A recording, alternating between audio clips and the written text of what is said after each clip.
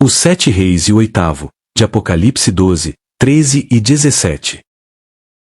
Neste estudo, vamos ver o que a Bíblia, o espírito de profecia, os pioneiros e a história dizem a respeito dos 7 reis e o oitavo rei. E a visão que será defendida neste estudo é aquela que tem caracterizado o movimento adventista desde o início, passando pela primeira, segunda e terceira mensagens, até o presente, pois como veremos, esta é a visão correta. Para sabermos quem são os 7 reis e o oitavo rei, precisamos entender primeiro quem é o dragão vermelho de Apocalipse 12. A mensageira do Senhor nos diz que, para compreendermos o capítulo 13, 14 e 17 de Apocalipse, precisamos começar no capítulo 12. A linha de profecias na qual se encontram estes símbolos, o dragão de 7 cabeças, começa no capítulo 12 de Apocalipse, com o dragão que procurava destruir Cristo em seu nascimento. O grande conflito, página 438.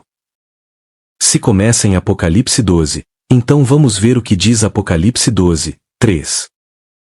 E viu outro sinal no céu, e eis um grande dragão vermelho, que tinha 7 cabeças e 10 chifres, e sobre as suas cabeças 7 coroas. O que representa este dragão vermelho? Ellen White no livro O Grande Conflito, na página 438, diz o seguinte. Disse, Apocalipse 12, 9, que o dragão é Satanás. Foi ele quem incitou Herodes a matar o Salvador. Mas o principal agente de Satanás, na guerra contra Cristo e seu povo durante os primeiros séculos da era cristã, foi o Império Romano, no qual o paganismo era a religião dominante. Assim, embora o dragão represente primeiramente Satanás, ele é, em um sentido secundário, um símbolo da Roma pagã. Então, claramente, o espírito de profecia nos revela que o grande dragão vermelho de Apocalipse 12, verso 3, é o Império Romano ou Roma pagã. E como podemos saber que em um sentido secundário, o dragão é símbolo de Roma pagã?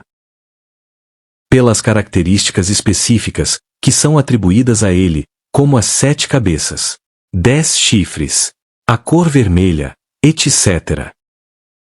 Ao lado da águia, o dragão era o principal estandarte das legiões romanas, e esse dragão era vermelho, como você pode observar nessas imagens.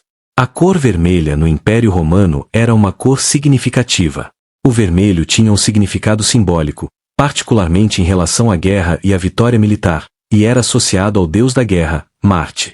Gladiadores e comandantes vitoriosos frequentemente usavam vermelho, e ele era usado em suas roupas e até mesmo em escudos. O vermelho era a cor das túnicas dos legionários romanos, usada em batalha. Também era uma cor usada no paludamentum, um manto usado pelos comandantes. Durante uma vitória, o comandante vitorioso cobriria seu corpo com tinta vermelha. Os artesãos romanos produziam grandes murais vermelhos. É por tudo isso que Roma é simbolizado pelo dragão vermelho. E mais. João teve a visão do Apocalipse, no ano 96 d.C., e aqui, lhe é mostrado, um símbolo do governo sob o qual ele vivia, e sofria perseguição, que era Roma pagã. E esse símbolo era um grande dragão vermelho, com 7 cabeças e 10 chifres. Então, todas as características que aparecem no dragão, encontramos no Império Romano. Então, em um sentido primário, o dragão é Satanás. E em um sentido secundário, o dragão representa o Império Romano. Apocalipse 12, 4 e 5, diz que Satanás trabalhou por meio do Império Romano para assassinar Cristo, assim que ele nascesse. Houve um esforço para matar o menino Jesus em Belém. Nesse esforço, todas as crianças de Belém, com 2 anos ou menos, foram mortas por Herodes. Como está em Mateus 2, versos 13 a 16. Um ato digno do próprio Satanás. E o Senhor Jesus foi finalmente morto por outro rei romano. O Império Romano tem 7 cabeças. O que simboliza as 7 cabeças de Roma? Apocalipse 17, 9 e 10, nos diz que essas cabeças de Roma simboliza reis ou governantes. Aqui o sentido, que tem sabedoria. As 7 cabeças são 7 montes, e são também 7 reis. Apocalipse 17, 9 e 10. Então, as 7 cabeças são 7 reis de Roma. Um rei é um governante de um país. Então são 7 governos ou formas de governo do Império Romano. E se as 7 cabeças da besta são 7 reis? Se o dragão é o Império Romano, então está claro que os 7 reis são 7 reis, ou 7 formas de governos que Roma teve. As 7 cabeças de Roma são suas 7 formas políticas de governo que existiu em seu império. Segundo a profecia em Apocalipse, o Império Romano governaria o mundo com 7 formas políticas de governo, e acrescentado por uma, político-religiosa, um 8º governo, diferente dos outros anteriores. Apocalipse 17, 9 a 11, explica em detalhes essas formas de governo de Roma. As 7 cabeças são 7 reis. 5 já caíram, e um existe. Este é o 6º. E João estava vivendo no tempo da 6ª cabeça, na fase dos imperadores. A respeito deste ponto, Uriah Smith diz: reis, cônsules, decênviros, ditadores e triúnviros haviam passado na época de João. Ele vivia sob a forma imperial, sendo que mais 2 formas de governo se levantariam depois. Uriah Smith está dizendo que João vivia no tempo da forma imperial, a 6ª cabeça, e que mais 2 formas de governo se levantariam depois. O outro, o 7º, ainda não é vindo, e, quando vier, convém que dure um pouco de tempo. E a besta que era e já não é ela também o 8º, e é do 7, e vai à perdição. O que disse a Igreja Adventista, dos pioneiros fundadores das doutrinas, sobre os 7 reis?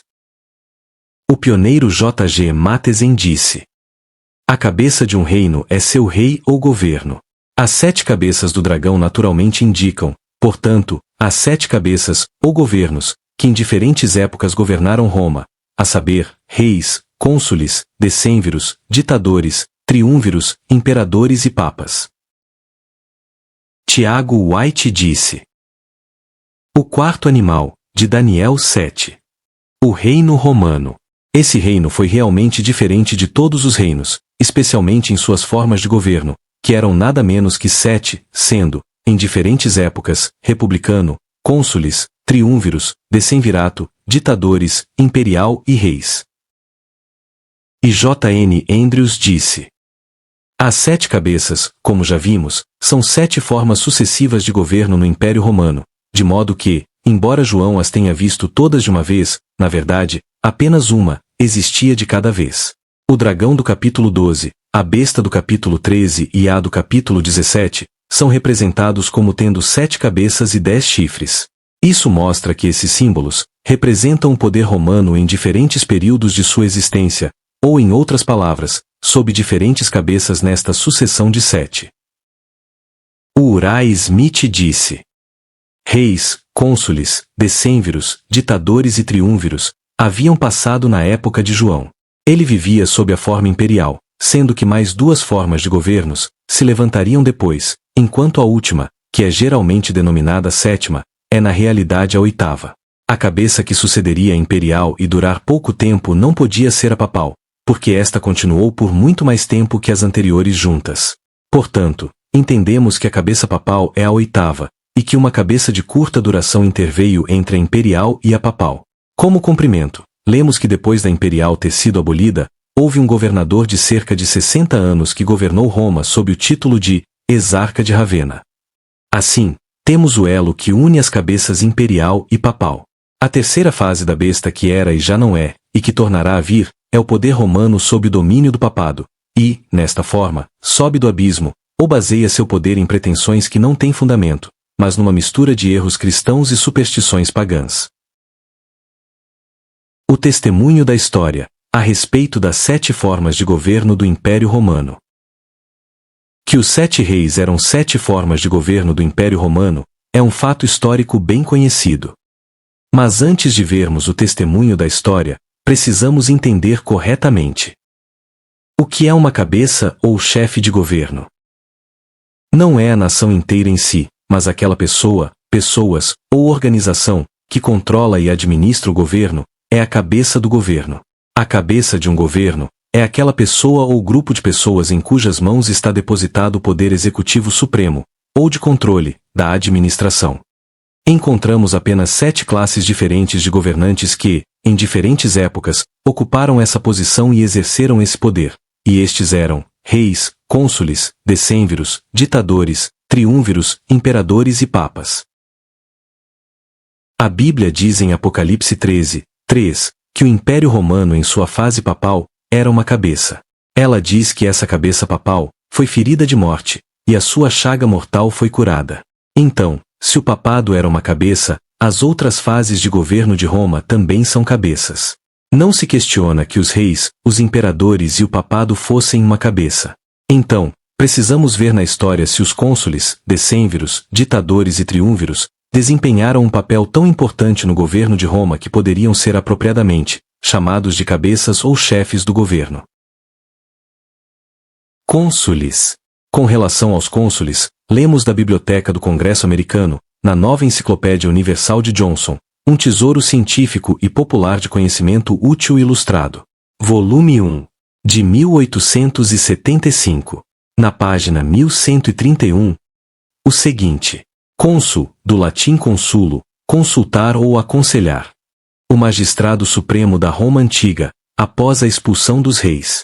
O número era de 2, e o período do cargo era de 1 ano, mas não havia restrição quanto ao número de vezes que a mesma pessoa poderia ser eleita, embora fosse exigido um certo intervalo de tempo antes de ocupar novamente o cargo.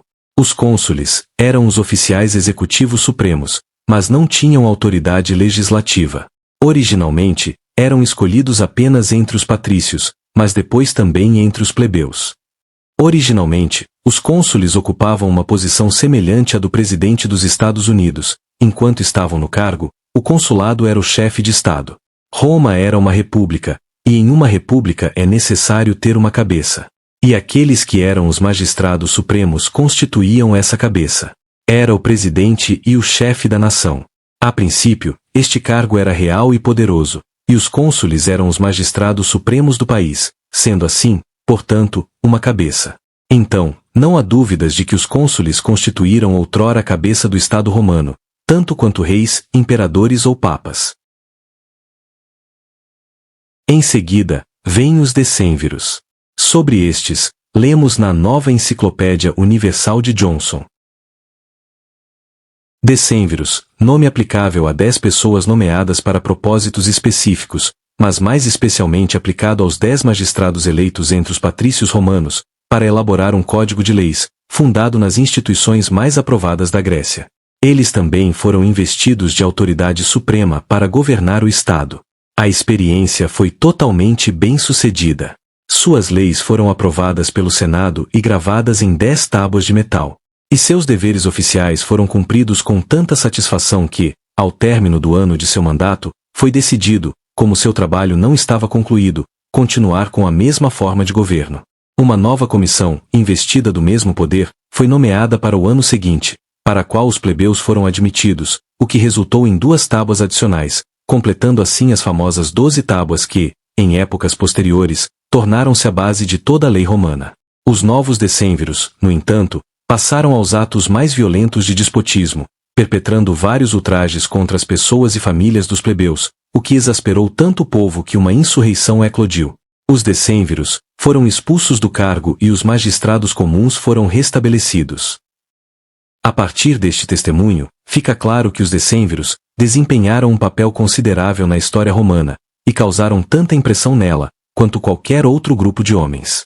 É pelas leis que uma nação é moldada, e suas famosas 12 tábuas tornaram-se o fundamento de todo o direito romano. Além disso, durante seu mandato, eles eram investidos de autoridade suprema, para governar o Estado, e sua administração é chamada de forma de governo. O que mais é necessário para constituir esse corpo como um cabeça ou chefe de Estado? Eles foram investidos de autoridade suprema para governar a nação. São chamados de forma de governo e tinham controle total de todos os seus assuntos. Os decênviros, certamente, eram uma cabeça, ou um de seus líderes. Ditadores. Vejamos agora a posição que os ditadores ocupavam no Estado romano. A respeito deste oficial, apresentamos o seguinte testemunho da Enciclopédia do Congresso Americano. Ditador, do latim dictatum, dizer frequentemente, ditar. Era o título de um magistrado extraordinário, na República da Roma Antiga, que era investido de poder quase absoluto por um período de 6 meses e era irresponsável. Os ditadores eram nomeados quando a república estava em perigo ou quando uma crise importante exigia a decisão rápida e a ação vigorosa de um único chefe executivo. O primeiro ditador, segundo algumas autoridades, foi Tito Lárcio, nomeado em 501 a.C. O último, Marco Júnior Pera, em 216 a.C. Em geral, ninguém podia ser nomeado ditador sem ter sido cônsul anteriormente. É duvidoso que a eleição pela cúria fosse necessária para sua nomeação, mas a nomeação pelo cônsul era indispensável. O cargo de ditador foi inicialmente confinado aos patrícios, e o primeiro ditador plebeu foi Caio Márcio Rutilo, nomeado em 356 a.C. O poder dos ditadores estava sujeito a essas limitações. Eles não podiam tocar no tesouro, não tinham permissão para sair da Itália, nem para atravessar Roma a cavalo, sem o consentimento do povo. As ditaduras de Sula e César, ambas as quais transcendiam suas limitações, eram irregulares e ilegais, completamente diferentes das ditaduras anteriores. O livro História de Roma de Vitor Duruy, volume 1, página 154, da Universidade Francesa, de 1870, descrevendo a criação do cargo de ditador, afirma que eles reviveram a realeza, com todo o seu poder por um tempo. Em 501 a.C., criaram a ditadura, cujos poderes eram ilimitados. De acordo com o princípio de que o poder controlador em um Estado é o cabeça ou chefe do Estado, temos aqui outro chefe do governo romano. Aqui estava um magistrado extraordinário, investido de poder absoluto.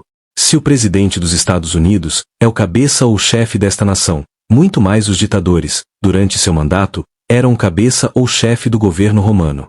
Este sistema de governo durou pelo espaço de 285 anos. Se esta característica do governo não constituísse um chefe, seria difícil conceber o que o constituiria. Se, enquanto o ditador tivesse atuando, algum estranho perguntasse: quem é o governador de Roma? Qual teria sido a resposta? Não teria sido outra coisa senão isto: o ditador. E se alguém tivesse algo a ver com o governo, para quem teria sido enviado? Ao ditador.